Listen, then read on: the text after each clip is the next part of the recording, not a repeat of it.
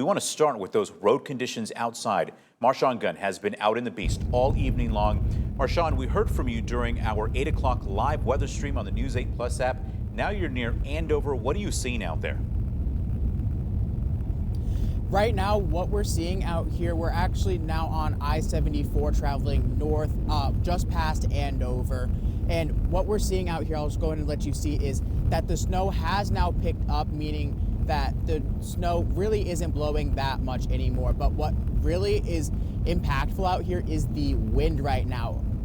There in Andover, where we just were, the highest wind gusts were around 45 miles an hour. And you can really feel that here in the beast. I mean, this is a big truck, and we're getting pushed around all types of ways by this wind. But what was earlier during those snow squalls, that the visibility was really just awful. You really couldn't see that far in front of you, and it was really impressive how fast it came and went.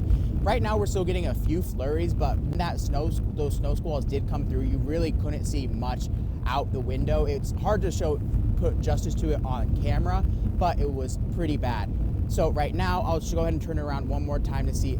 Now the snow is luckily cleared up, not much snow left on the ground, but it is a lot of wind. So for now, I'll go ahead and send it back to you in the studio, John.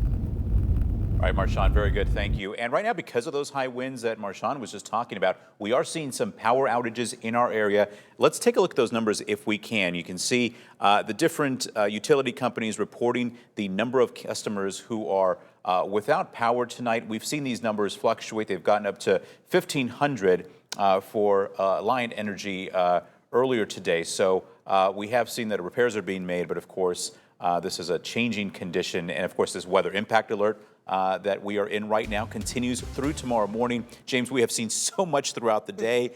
We're not out of the woods yet.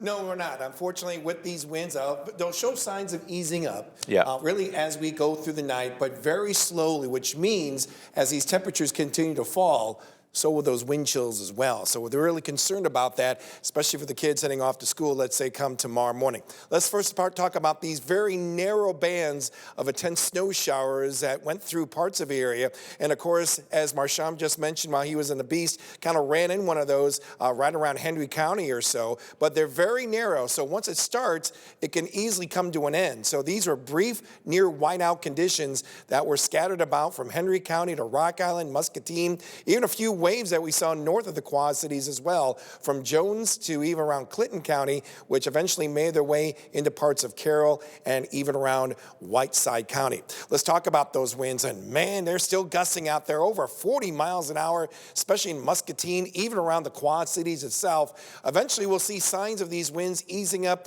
sometime after midnight, but still, that's going to provide those temperatures to slowly drop, and with it too, even drop those wind chills as well. Right now, we're seeing plenty of teens across the area. You factor in the wind, and already from the Quad Cities and points north and west, we're already seeing those wind chills below zero, with that gust around 44 miles an hour. Feels like -2 in the Quad Cities, 16 degrees the current temperature after a high, get this, of 52, which is around mid-morning.